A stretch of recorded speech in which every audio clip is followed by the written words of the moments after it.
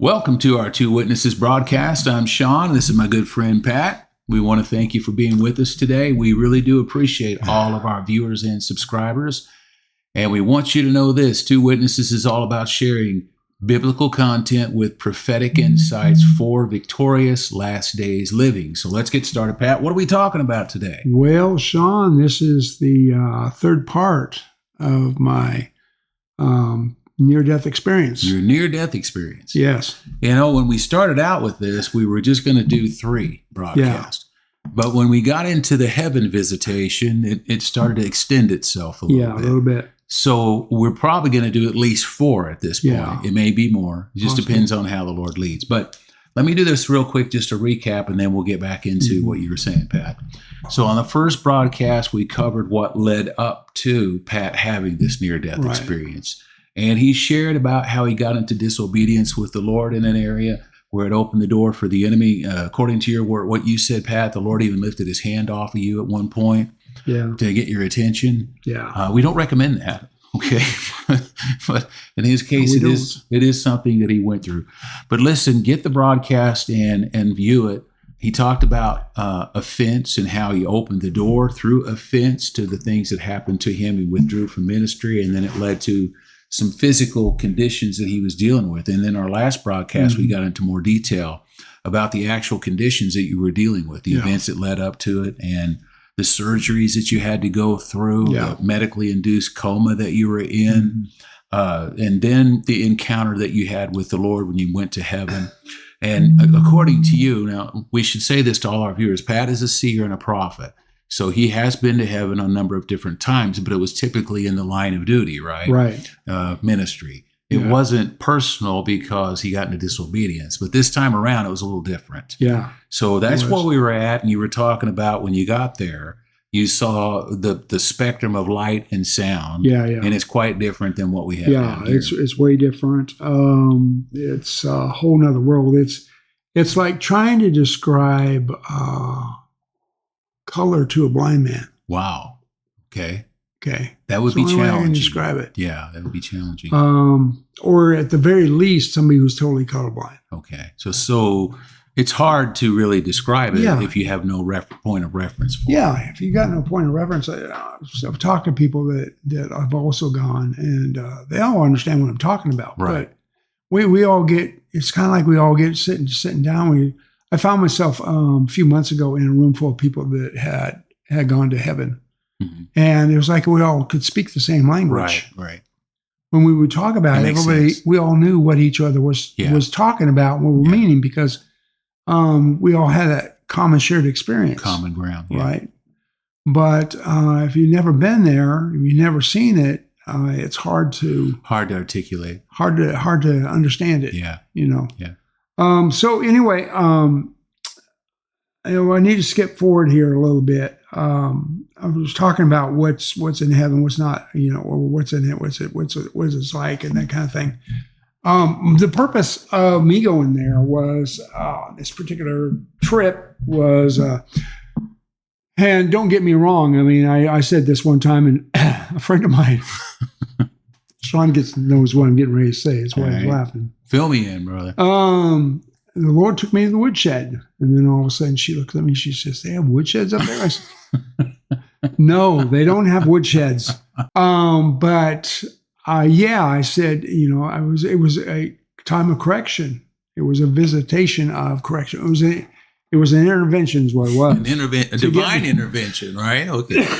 To get me back on the straight and narrow. Right. So, bear in mind, Pat, you'd said before that the Lord had been dealing with you for 12 years to get back into ministry. 13, yeah. Yeah. Okay.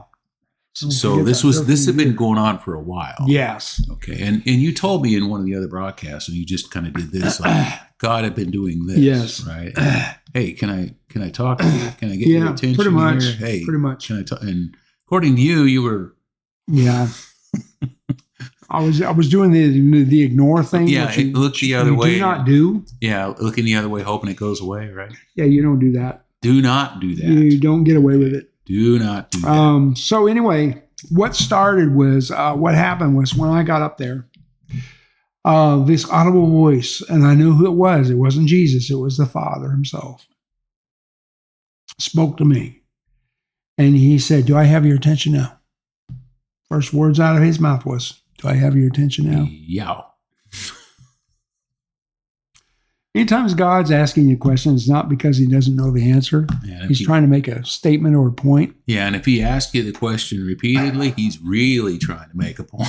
Yeah. Well, he only had to ask it once with me. Yeah. And I went, "Yes, sir."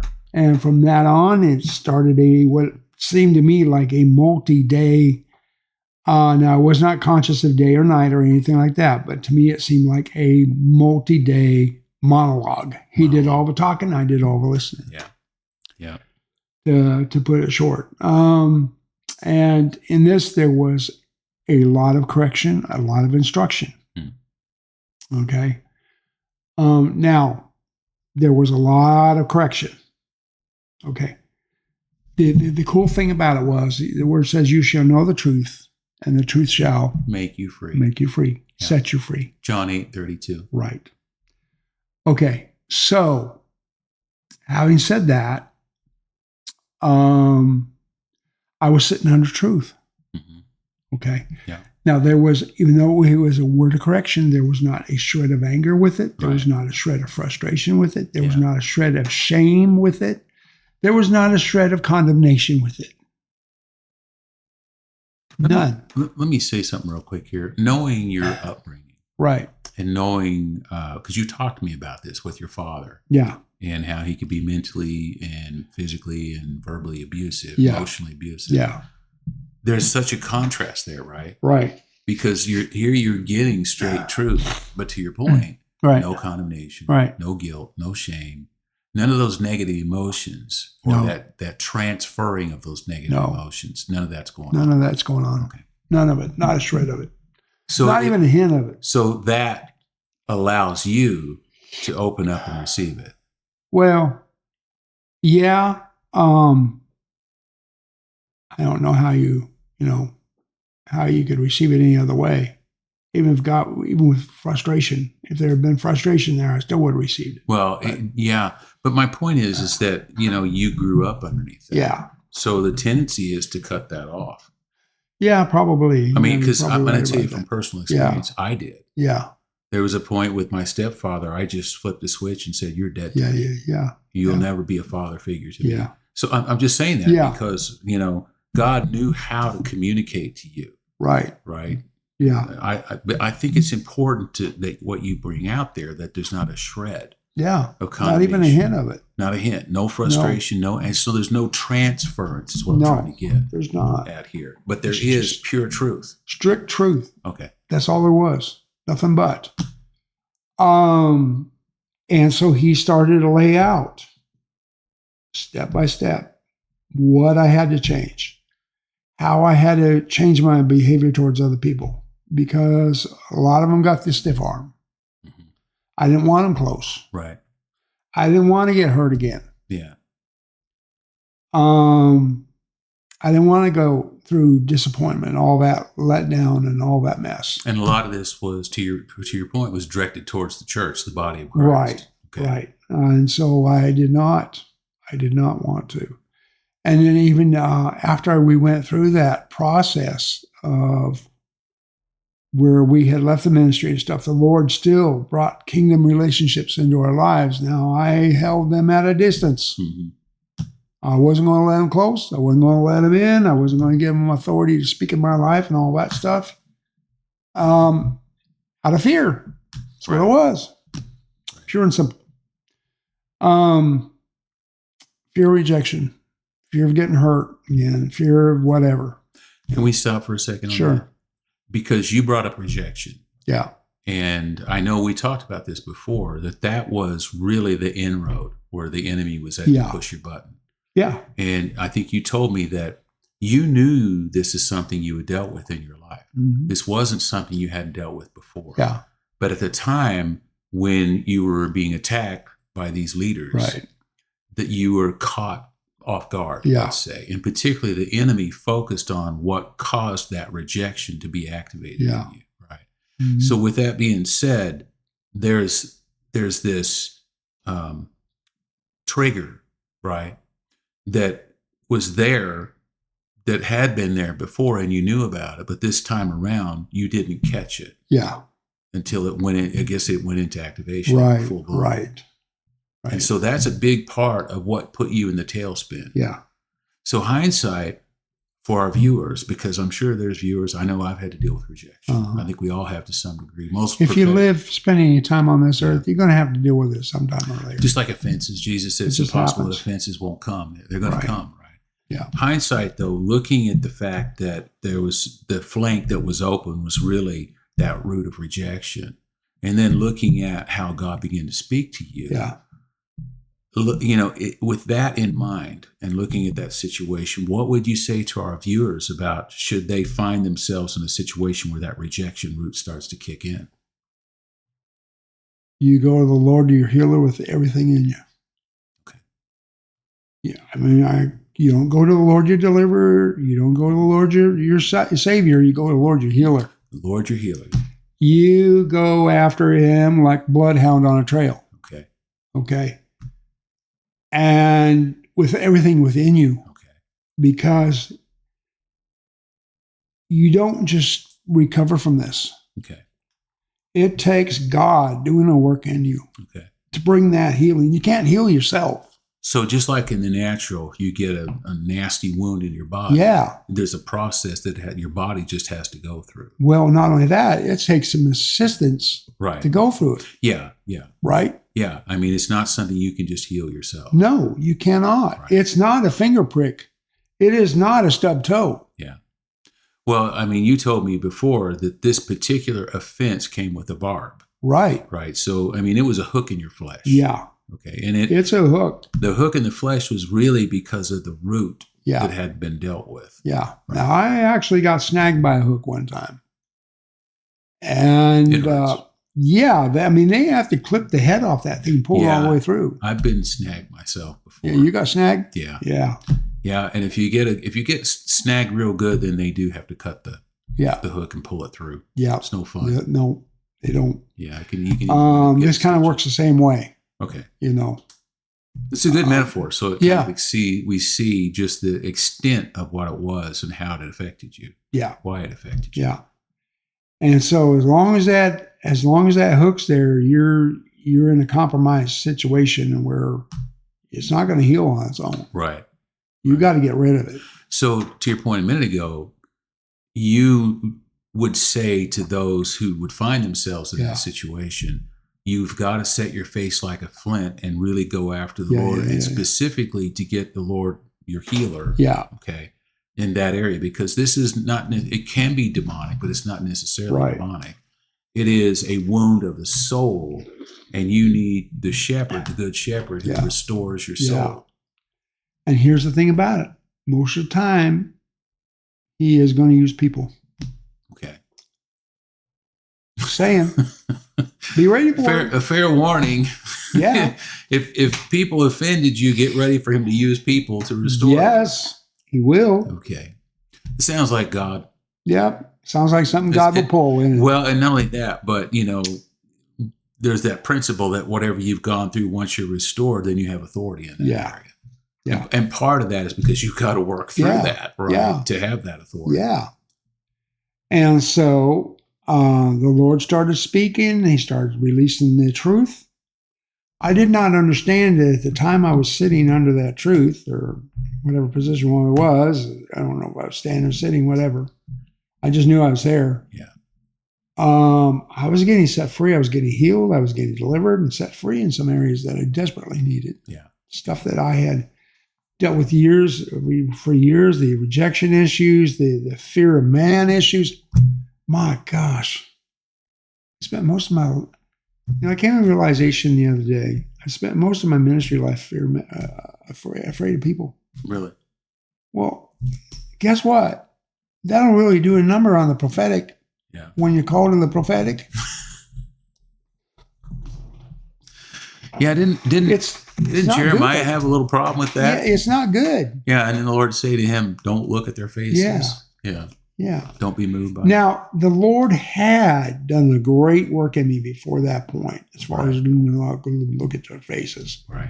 and not, I mean, I've had to deliver some real major words to some major people. If I start dropping names, you'd be going, what? Yeah. Yeah. Right. Politicians included. Yeah. He put me in those positions where I was ministering to I was ministering to Hollywood, I was ministering to politicians and all this stuff. And you can't be afraid of their faces. Right. Right. You can't sit there, oh my God, I'm such a big fan. Well, you can't be a respected person. No, you can't. You can't be impressed by people's person. That's got to go by the wayside at some point. Yeah. Brother Hagin taught us many years ago in his book on growing up spiritually that one of the true earmarks of true spirituality is being dead to censure and praise. Mm-hmm. Being dead to criticism, but also being dead to praise. Where you're the messenger boy. Your job, and that's all you are, is a messenger boy. If you think that you're something because you're a messenger boy, you better take a second look in the mirror. You're just a messenger. God can use a donkey; He can use anybody. And not only that, but we're not responsible for the message. No, it's the Lord's message. Right. We're just the delivery boy. So you won't be going around shooting the messengers. Thank you very much. Yeah, it happens all the time. I mean, they wanted to do that with Jesus. They didn't like his message, so they wanted to kill the messenger. Yeah. Anyway, I'm sorry. We got off a little bit there, but go ahead. So anyway, this correction that I was sitting under, like I said, there was not a shred of condemnation, anger, frustration, resentment, or any such thing under it. That lasted at some point in my lightning quick brain, when the Lord started talking to me about what I had to do in ministry when I got back, I realized, you know what? I got to go back there. Thinking, man, I got it made. I'm in heaven, and now he's talking to me about what I got to do in ministry, and I'm going, gee, I don't get this. I don't get to stay this one out. I'm not sure I want to hear this part of the conversation. Yeah. Can't we just go home here? Yeah. Stay here? I was set. I was ready to just stay.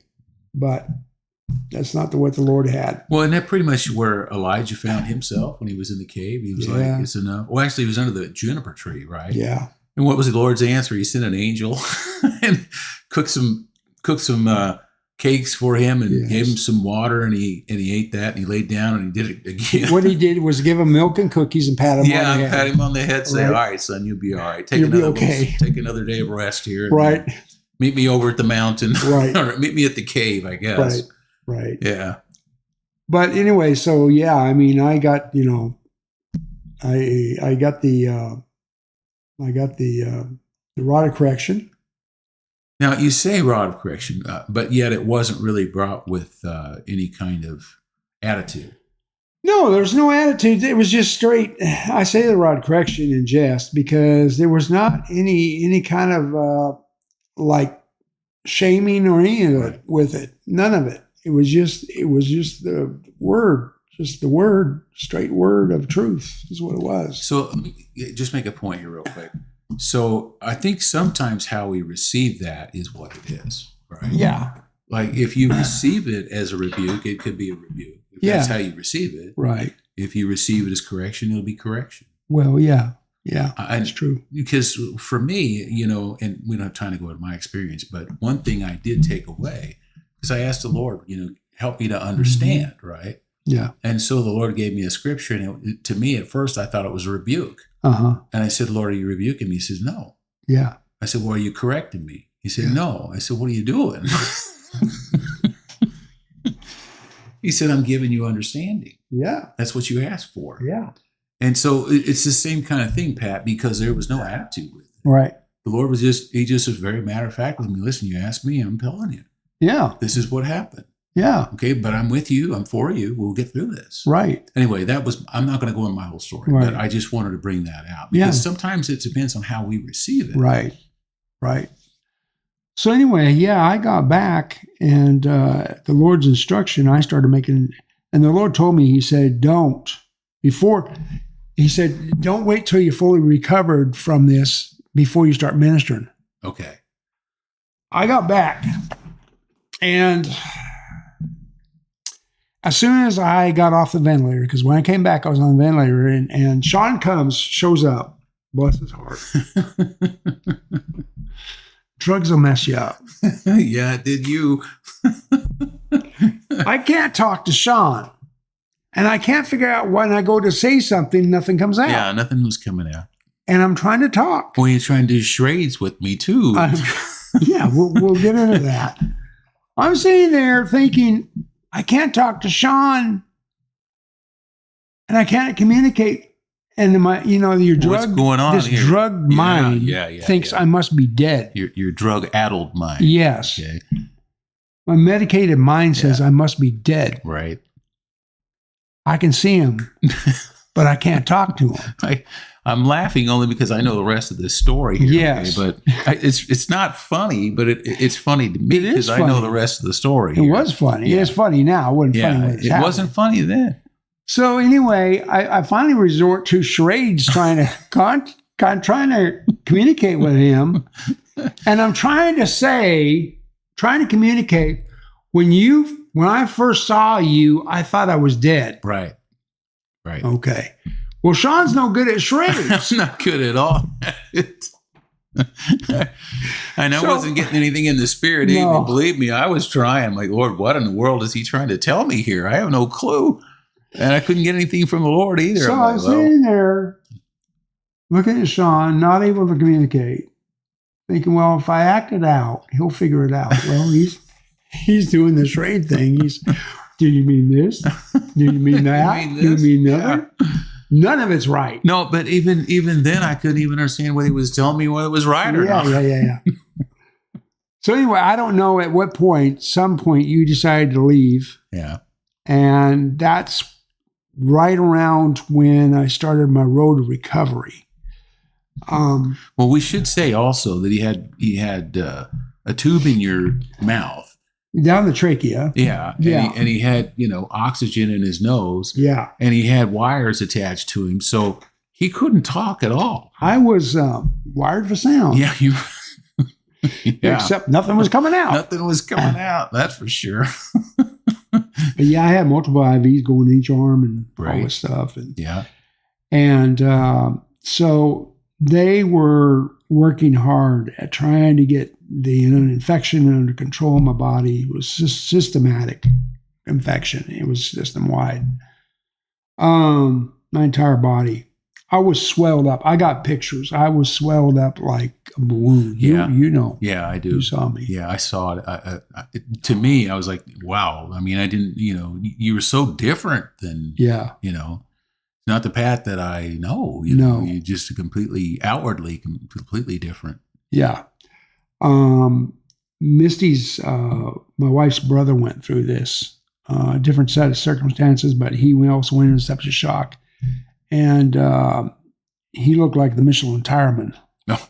I mean, it was really bad. Yeah, that's swollen up bad. That's a whole nother story. Yeah. But anyway, so I've got pictures in my phone of when I was really inflated. It's the only way I can describe it. Yeah. That's about how I would describe it too. Yeah.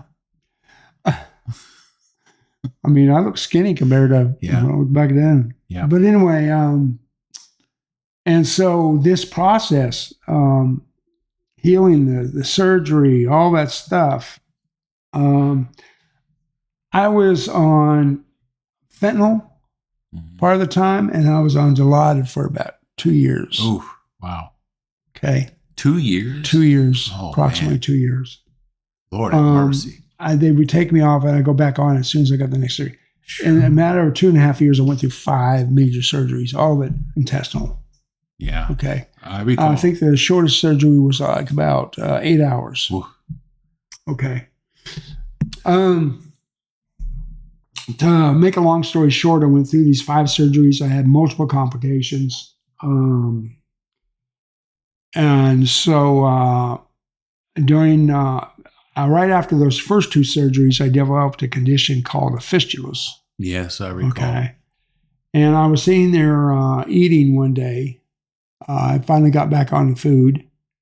And all of a sudden I start watching, because what had happened was physical therapy had got me out of bed too soon. Mm-hmm. Well, all the staples I remember that. pulled out. Yeah, I remember you telling me about that. And all of a sudden, everything's exposed. Everything was exposed. Yeah. You know, everything that they stitched together on the inside healed. Yeah. But the outside's what split. Right. Came open.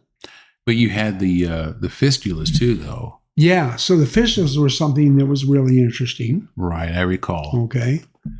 They were dubious. We don't know exactly where they came from. Imagine, if you will, taking a hole, the inside of this house, and drilling it to the outside. Mm-hmm. And then you decide you're going to run a tube out. Well, that's what a fistula is. Mm. It's where your body makes its own canal. Right. To eliminate whatever. Whatever, yeah. Okay, well, I had 5 of them. I recall. Okay. But I don't want to get off here on this, but as I recall, part of that, we after the fact, we begin to think that this surgeon may have actually caused some of those by nicking you. Yeah, it came to light that was probably a cause. Right. Okay. Because we spent so much time praying into those things. Yeah. And it went on for so long. Yeah. And it was like, where are these things coming from? Yeah. Because it wasn't just one, it was multiple ones. Yeah. And I think finally we came to the realization that maybe the physician had created something. Well, I had heard that it can.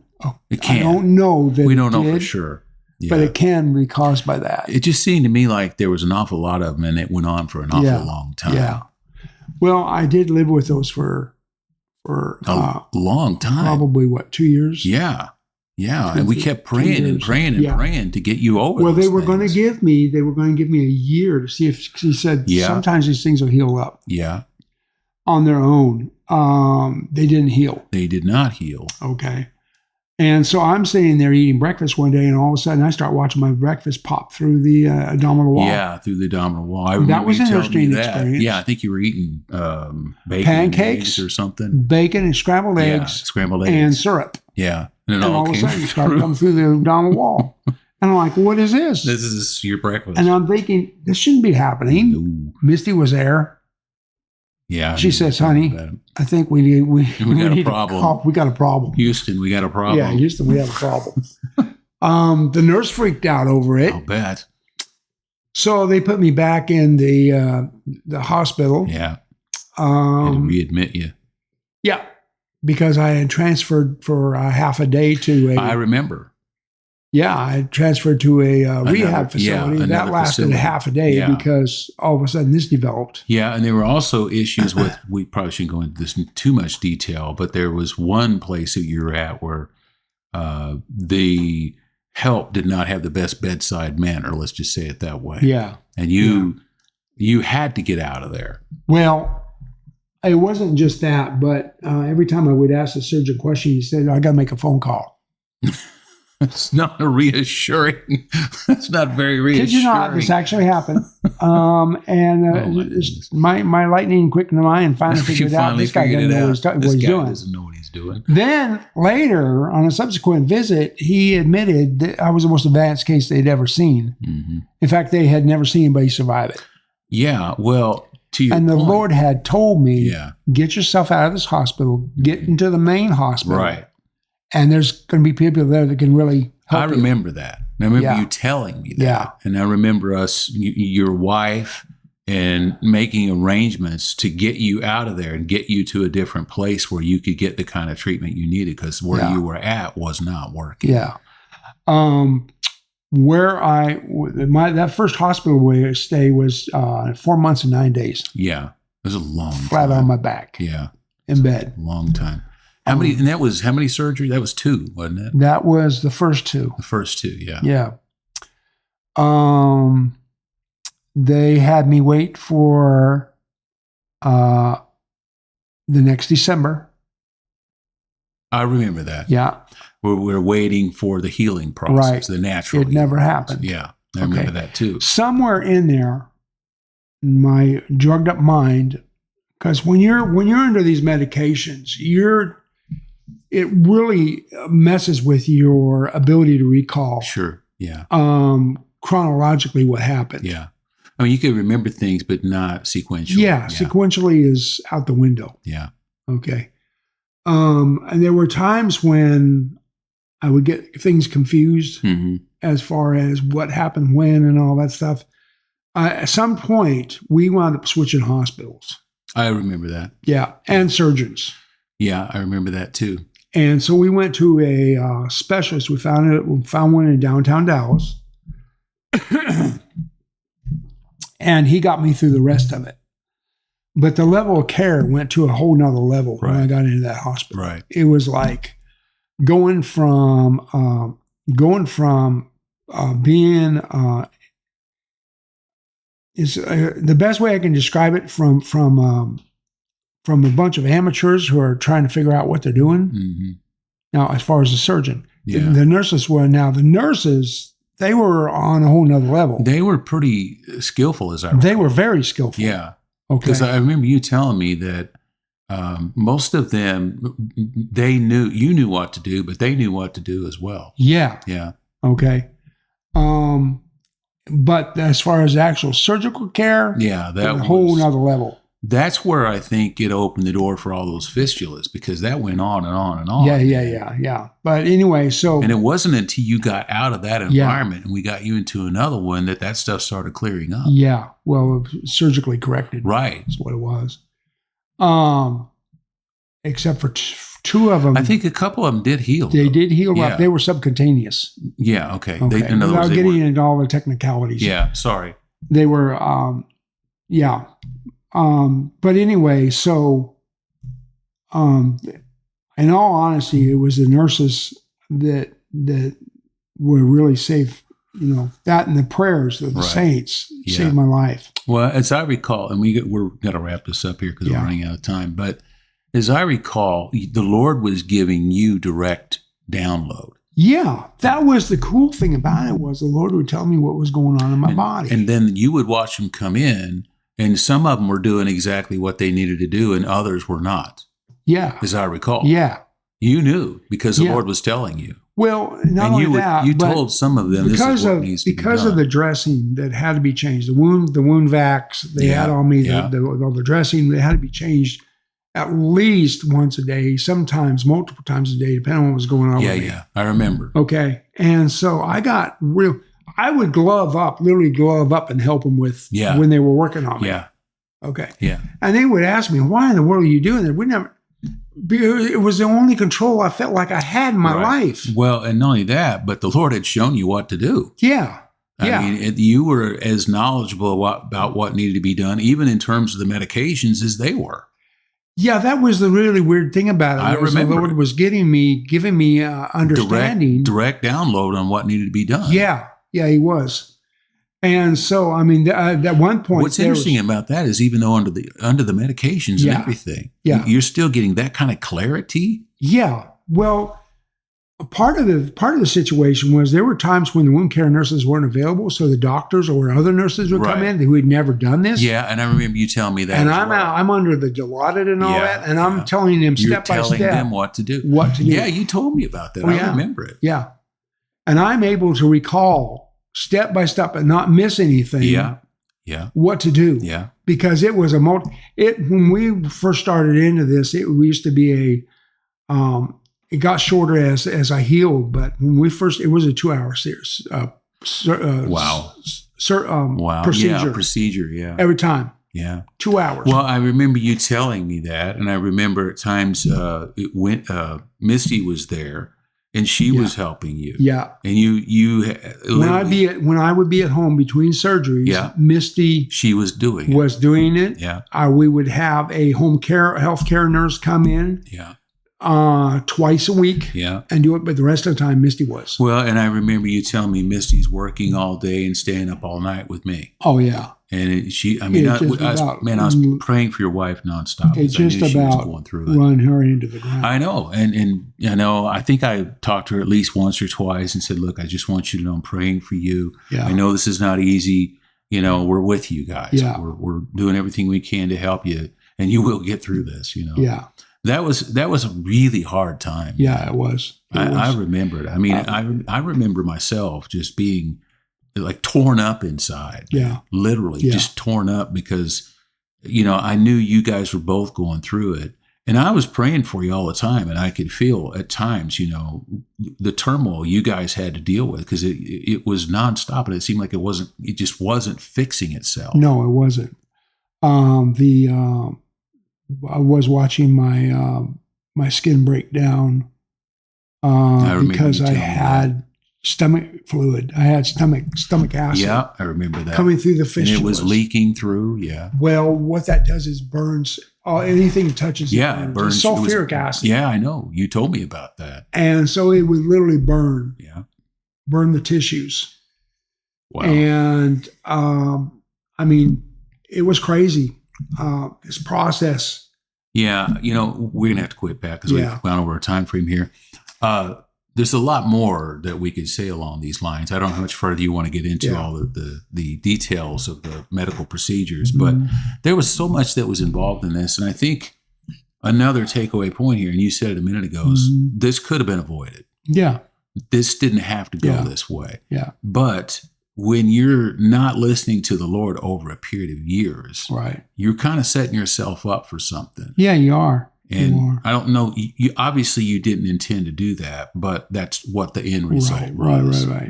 So I guess what we want to say concerning this part right here is sometimes we set ourselves up for things we have to go through physically. Yeah. That in your case, had there not been intercession, had there not been, the pathway made forward, the encounter you had with the Lord, you might not be here right now. Yeah. And I'm sure there's others that would find themselves in a similar situation. So absolutely. Try to, do your best to take heed to what he's sharing right here, because this is the school of hard knocks. Okay. This is, hey, I went through this and it was not a pleasant experience, and could it have been avoided? Yes, it could have, but it would have taken some different decisions on your part. Yeah, it would have. And thankfully, the Lord was merciful to you. Yeah. Thankfully, the Lord still intervened on your behalf. You had that encounter. He spoke to you, and you had to go through stuff, right?